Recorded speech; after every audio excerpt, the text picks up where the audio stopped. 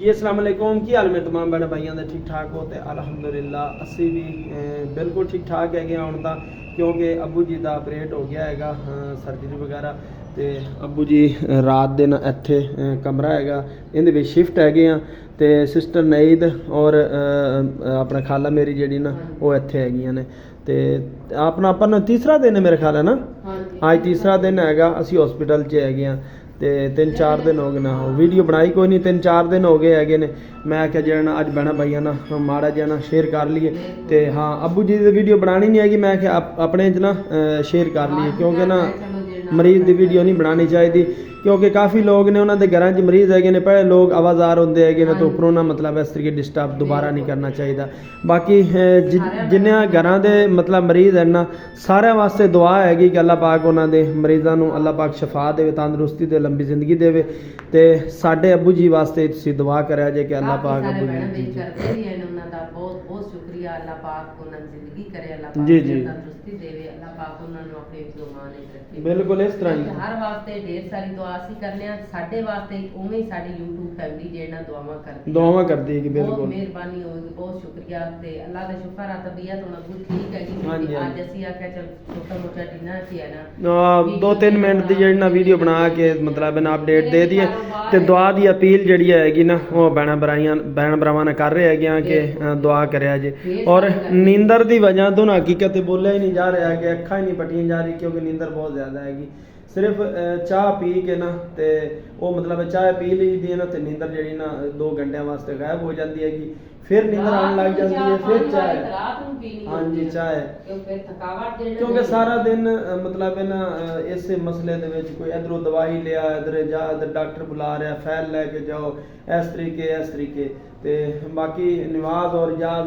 दोनों भाई आए हैं तो उन्होंने फिर तंग नहीं करीदा है छोटे है छोटे छोटे बच्चे ने उन्होंने मैनेज कर रहे हैं ते कल मतलब सर ने गुस्से हो गए मतलब तुसीं सानू बुलांदे क्यों नहीं हो जो आन लगे ना कल सुबह भी उन्होंने सुबह फोन किया मैं कह रहन दो आपू सो रहा है बिल्कुल ठीक है ते कोई टेंशन नहीं हैगी ते फोन करो बाकी अल्लाह पाक करम करेगा इंशाल्लाह कल शाम नू जेड़ा ना रात नू गए शाम को तकरीबन 12 बजे गए है ने चाचू बशीर भी आया हुआ सी और इजाज भाई नवाज भाई ये मतलब है ना रात को 11 बजे गए है ने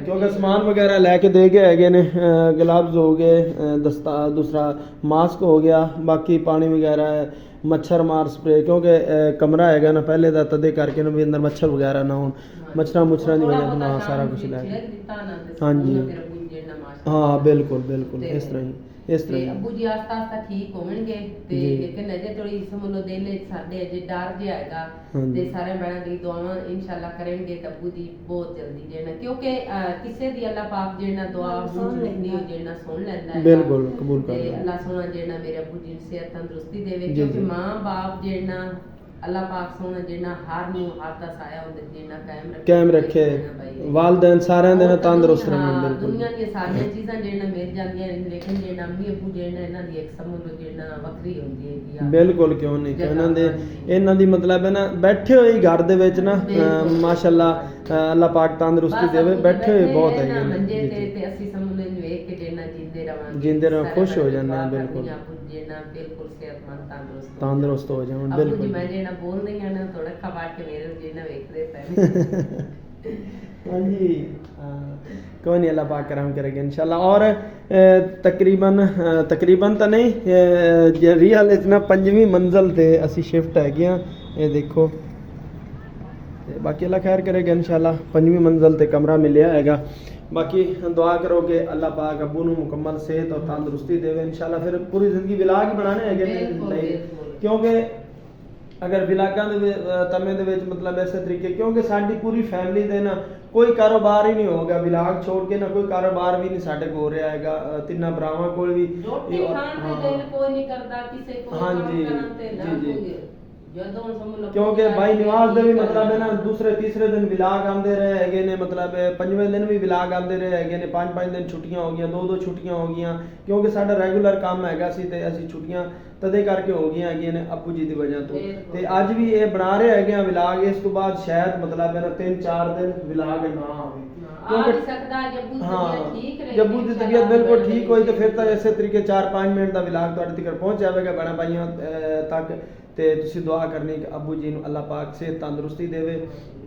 ਬਾਕੀ ਤੁਸੀਂ ਸਾਡੀ ਫੈਮਿਲੀ ਸਾਰੇ ਵਾਸਤੇ ਦੁਆ ਕਰਨੀ ਹੈ, ਅਸੀਂ ਤੁਹਾਡੀ ਸਾਰੀ ਫੈਮਿਲੀ ਵਾਸਤੇ ਦੁਆ ਕਰਨੇ ਆ ਕਿ ਅੱਲਾਹ ਪਾਕ ਸਹੀ ਗੱਲ ਹੈ ਬਿਲਕੁਲ ਜਿਹੜੇ ਨਹੀਂ ਵੀ ਵੇਖਦੇ ਉਹਨਾਂ ਵਾਸਤੇ ਦੁਆ ਕਰਨੀ, ਉਹਨਾਂ ਵਾਸਤੇ ਦੁਆ, ਕਿਉਂਕਿ ਦੁਆਵਾਂ ਕੋਈ ਮੁੱਲ ਤਾਂ ਖਰੀਦੀਆਂ ਨਹੀਂ ਜਾਂਦੀਆਂ ਹੈਗੀਆਂ। ਦੁਆਵਾਂ ਅੱਲਾਹ ਪਾਕ ਕਬੂਲ ਕਰ ਲੈਂਦਾ ਕਿਸੇ ਦੀਆਂ ਤੇ ਅੱਲਾਹ ਪਾਕ ਰਹਿਮਤ ਕਰ ਦਿੰਦਾ ਅਗਲੇ ਬੰਦੇ ਤੇ ਸਾਡੀ ਦੁਆ ਹੈਗੀ ਕਿ ਅੱਲਾਹ ਪਾਕ ਸਾਡੇ ਵੇਖਣ तमाम ਭੈਣਾਂ ਭਾਈਆਂ ਤੇ ਹਮੇਸ਼ਾ ਖੁਸ਼ ਰਹੇ ਤੇ ਅੱਲਾਹ ਪਾਕ ਉਹਨਾਂ ਨੂੰ ਹਮੇਸ਼ਾ ਖੁਸ਼ ਰੱਖੇ, ਔਰ ਜਿਨ੍ਹਾਂ ਦੇ ਮਰੀਜ਼ ਨੇ ਅੱਲਾਹ ਪਾਕ ਉਹਨਾਂ ਨੂੰ ਸ਼ਿਫਾ ਦੇਵੇ, ਤੰਦਰੁਸਤੀ ਦੇਵੇ, ਤੁਹਾਨੂੰ ਤੰਦਰੁਸਤ ਤੇ ਹੱਸਦੇ ਮੁਸਕਰਾਉਂਦੇ ਰੱਖੇ ਸਾਡੇ ਨਾਲ ਇਸੇ ਤਰੀਕੇ ਪੂਰੀ ਜ਼ਿੰਦਗੀ।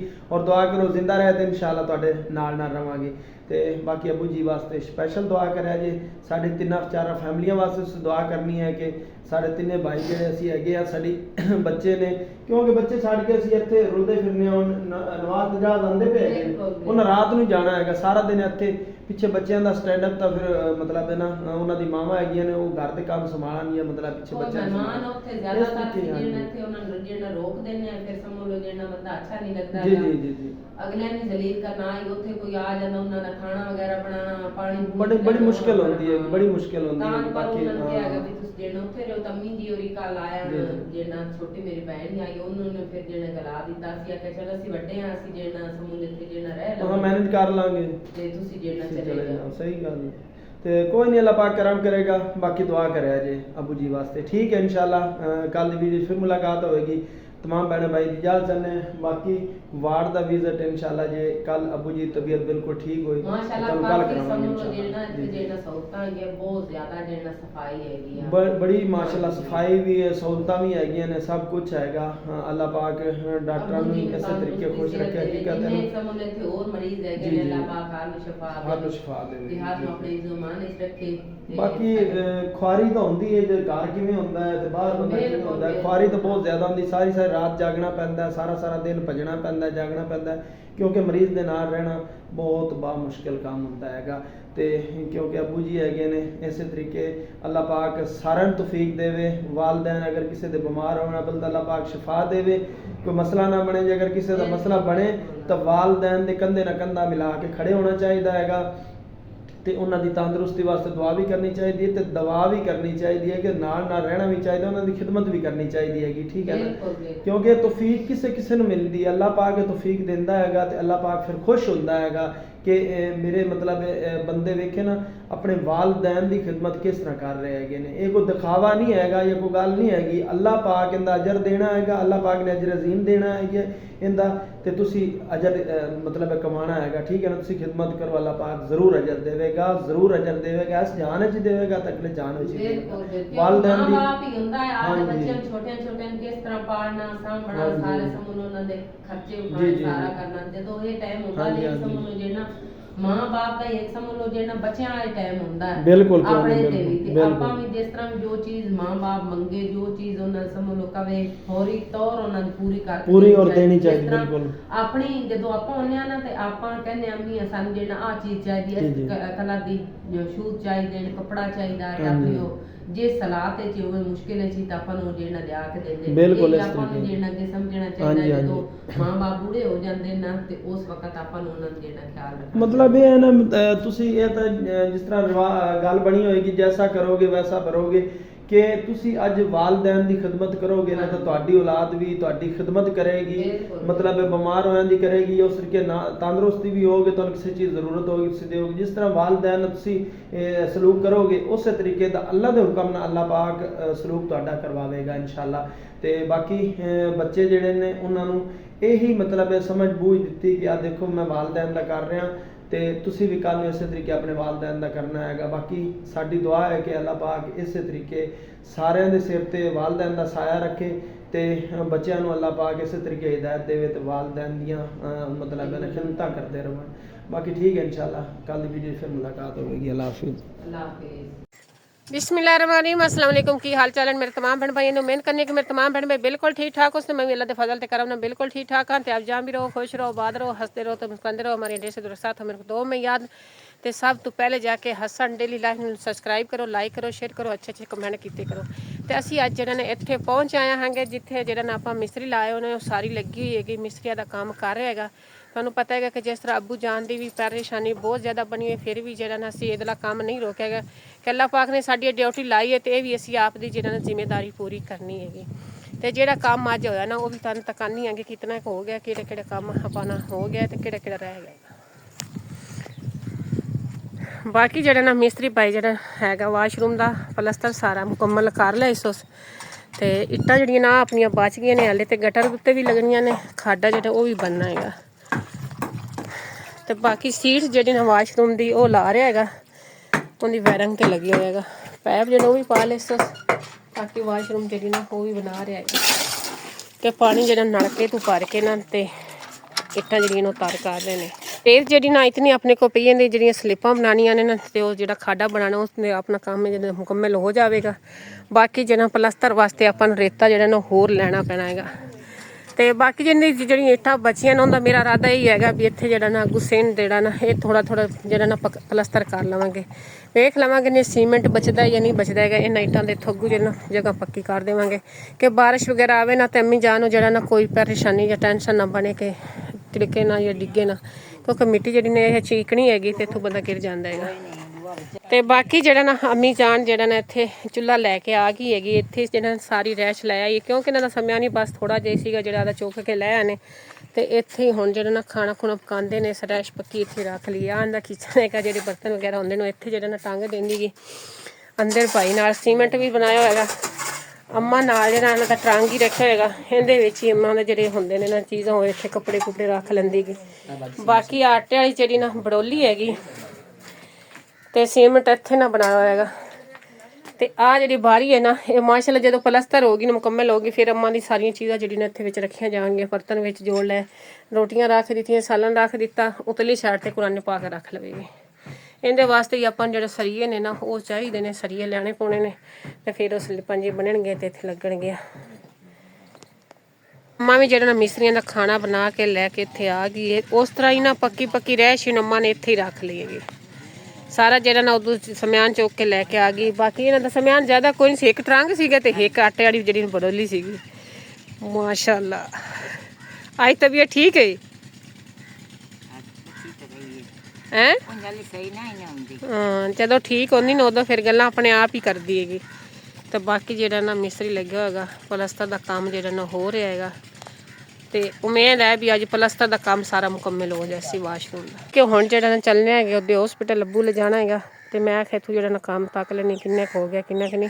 ਤਾਂ ਅੱਜ ਉਮੀਦ ਹੈ ਕਿ ਵੀ ਜਿਹੜਾ ਨਾ ਗਟਰ ਵੀ ਪਲਸਤਰ ਹੋ ਜਾਵੇਗਾ। ਮੈਂ ਜਦੋਂ ਅੰਦਰੋਂ ਵਿਹਲੇ ਹੋ ਜਾਵਣੇ ਨਾ ਕਵੇਂ ਵੀ ਉਹ ਗਟਰ ਜਿਹੜਾ ਨਾ ਪਲਸਤਰ ਕਰ ਲੈ ਤੇ ਸੁਬਹ ਫਿਰ ਜਿਹੜਾ ਨਾਨ ਕੇ ਤੱਕਾਂਗੇ ਨਾ ਵੀ ਕਿੰਨਾ ਕੁ ਕੰਮ ਹੋਇਆ ਕਿੰਨਾ ਕੁ ਨਹੀਂ, ਕਿਉਂਕਿ ਅੱਬੂ ਲਈ ਵੀ ਜਾਣਾ ਜਿਹੜਾ ਨਾ ਜ਼ਰੂਰੀ ਹੈਗਾ।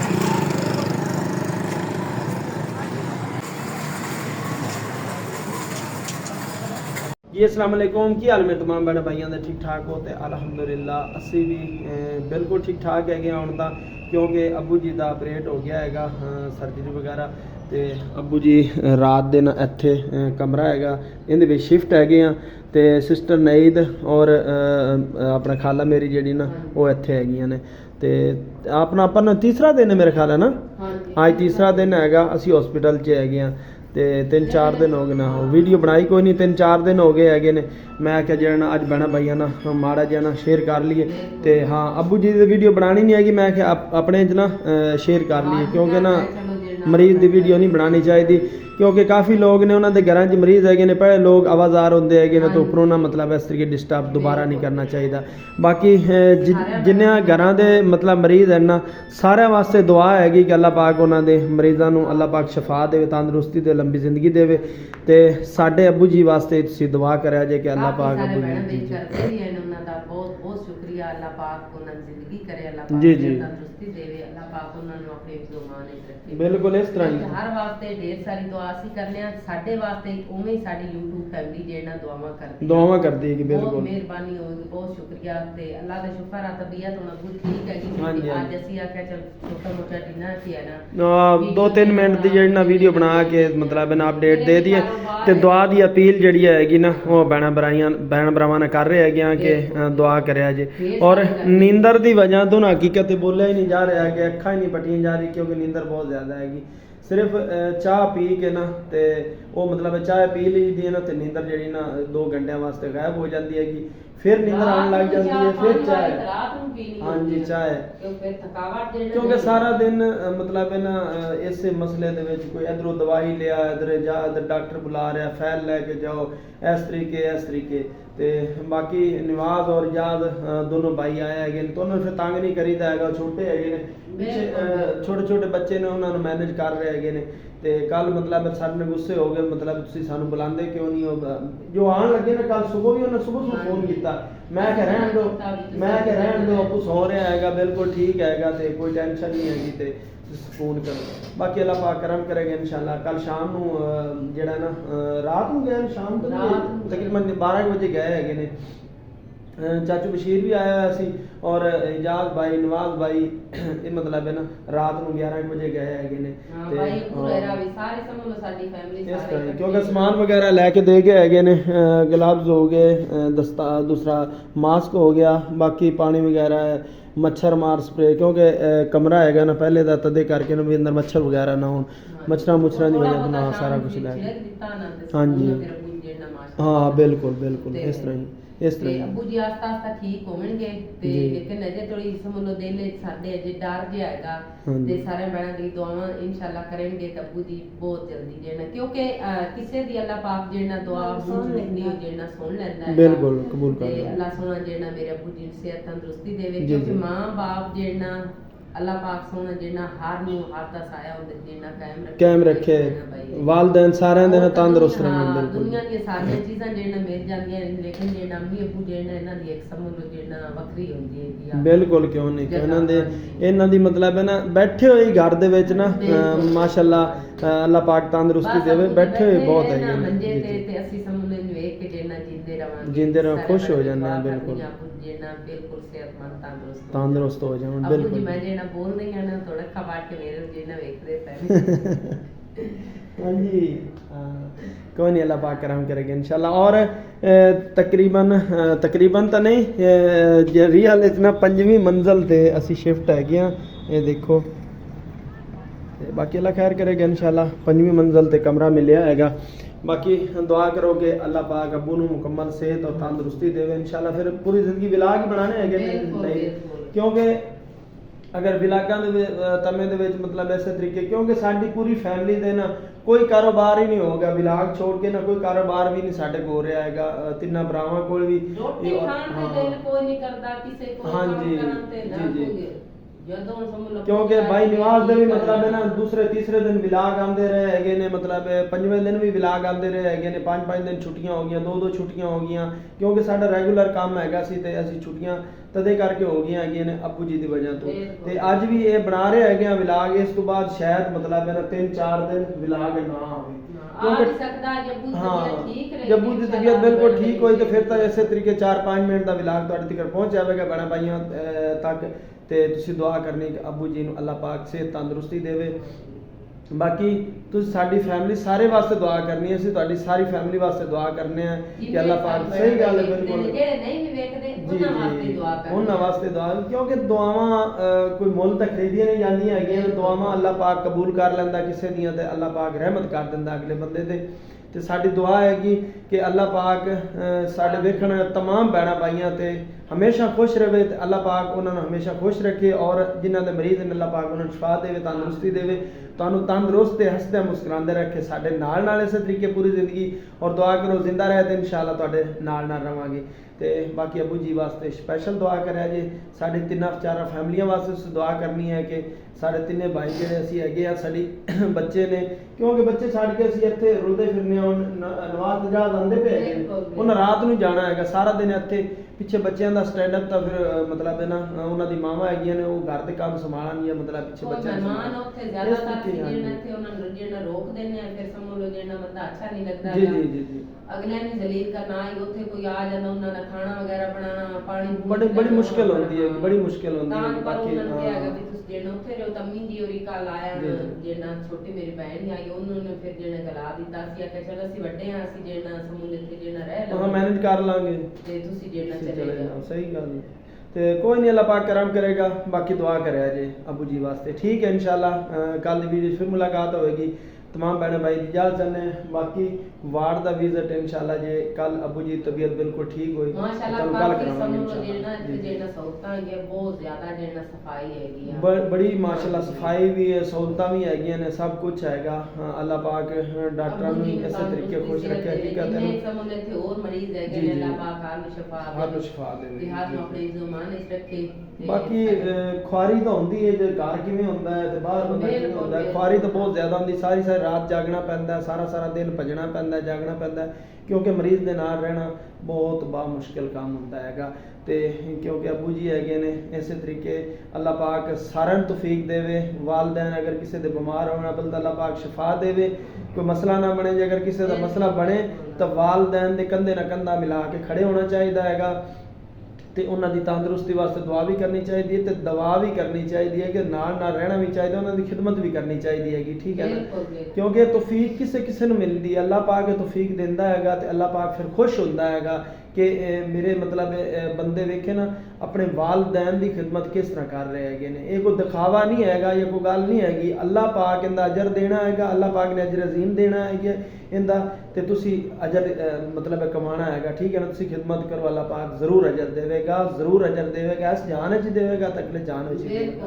ਵਾਲदैन ਦੀ ਮਾਂ-ਬਾਪ ਹੀ ਹੁੰਦਾ ਹੈ, ਆਹ ਬੱਚਿਆਂ ਨੂੰ ਛੋਟੇ ਕਿਸ ਤਰ੍ਹਾਂ ਪਾਲਣਾ, ਸਾਂਭਣਾ, ਸਾਰੇ ਸਮੂਹ ਉਹਨਾਂ ਦੇ ਖਰਚੇ ਉਠਾਉਣੇ, ਸਾਰਾ ਕਰਨਾ। ਜਦੋਂ ਇਹ ਟਾਈਮ ਹੁੰਦਾ ਨਹੀਂ ਸਮੂਹ ਜਿਹੜਾ ਮਾਂ-ਬਾਪ ਦਾ ਇੱਕ ਸਮਝ ਲਓ ਜਿਹੜਾ ਬੱਚਿਆਂ ਵਾਲਾ ਟਾਈਮ ਹੁੰਦਾ ਹੈ ਬਿਲਕੁਲ ਆਪਣੇ ਤੇ ਵੀ, ਤੇ ਆਪਾਂ ਵੀ ਜਿਸ ਤਰ੍ਹਾਂ ਜੋ ਚੀਜ਼ ਮਾਂ-ਬਾਪ ਮੰਗੇ, ਜੋ ਚੀਜ਼ ਉਹਨਾਂ ਸਮਝ ਲਓ ਕਵੇ ਫੌਰੀ ਤੌਰ ਉਹਨਾਂ ਦੀ ਪੂਰੀ ਔਰ ਦੇਣੀ ਚਾਹੀਦੀ। ਬਿਲਕੁਲ ਆਪਣੀ ਜਦੋਂ ਆਪਾਂ ਹੁੰਨੇ ਆ ਨਾ ਤੇ ਆਪਾਂ ਕਹਿੰਦੇ ਅੰਮੀ ਸਾਨੂੰ ਜਿਹੜਾ ਆ ਚੀਜ਼ ਚਾਹੀਦੀ ਹੈ, ਕਲਰ ਦੀ ਸ਼ੂਜ਼ ਚਾਹੀਦੇ ਨੇ, ਕੱਪੜਾ ਚਾਹੀਦਾ ਹੈ, ਆਪਣੀ ਉਹ ਜੇ ਸਲਾਹ ਤੇ ਹੋਵੇ ਮੁਸ਼ਕਿਲ ਹੈ ਤਾਂ ਆਪਾਂ ਨੂੰ ਜਿਹੜਾ ਲਿਆ ਕੇ ਦਿੰਦੇ। ਬਿਲਕੁਲ ਇਸ ਆਪਾਂ ਨੂੰ ਜਿਹੜਾ ਅੱਗੇ ਸਮਝਣਾ ਚਾਹੀਦਾ ਜਦੋਂ ਮਾਂ-ਬਾਪ ਬੂੜੇ ਹੋ ਜਾਂਦੇ ਨਾ ਤੇ ਉਸ ਵਕਤ ਆਪਾਂ ਨੂੰ ਉਹਨਾਂ ਦਾ ਜਿਹੜਾ ਖਿਆਲ ਰੱਖਣਾ। ਮਤਲਬ ਇਹ ਹੈ ਨਾ, ਤੁਸੀਂ ਇਹ ਤਾਂ ਜਿਸ ਤਰ੍ਹਾਂ ਗੱਲ ਬਣੀ ਹੋਏਗੀ, ਜੈਸਾ ਕਰੋਗੇ ਵੈਸਾ ਭਰੋਗੇ, ਕਿ ਤੁਸੀਂ ਅੱਜ ਵਾਲदैन ਦੀ ਖਿਦਮਤ ਕਰੋਗੇ ਨਾ ਤਾਂ ਤੁਹਾਡੀ ਔਲਾਦ ਵੀ ਤੁਹਾਡੀ ਖਿਦਮਤ ਕਰੇਗੀ, ਮਤਲਬ ਬਿਮਾਰ ਹੋਣ ਦੀ ਕਰੇਗੀ, ਉਸ ਤਰੀਕੇ ਨਾਲ ਤੰਦਰੁਸਤੀ ਵੀ ਹੋਗੇ, ਤੁਹਾਨੂੰ ਕਿਸੇ ਚੀਜ਼ ਜ਼ਰੂਰਤ ਹੋਗੀ ਤੁਸੀਂ ਦਿਓਗੇ। ਜਿਸ ਤਰ੍ਹਾਂ ਵਾਲदैन ਨਾਲ ਤੁਸੀਂ ਸਲੂਕ ਕਰੋਗੇ ਉਸੇ ਤਰੀਕੇ ਦਾ ਅੱਲਾਹ ਦੇ ਹੁਕਮ ਨਾਲ ਅੱਲਾਹ ਪਾਕ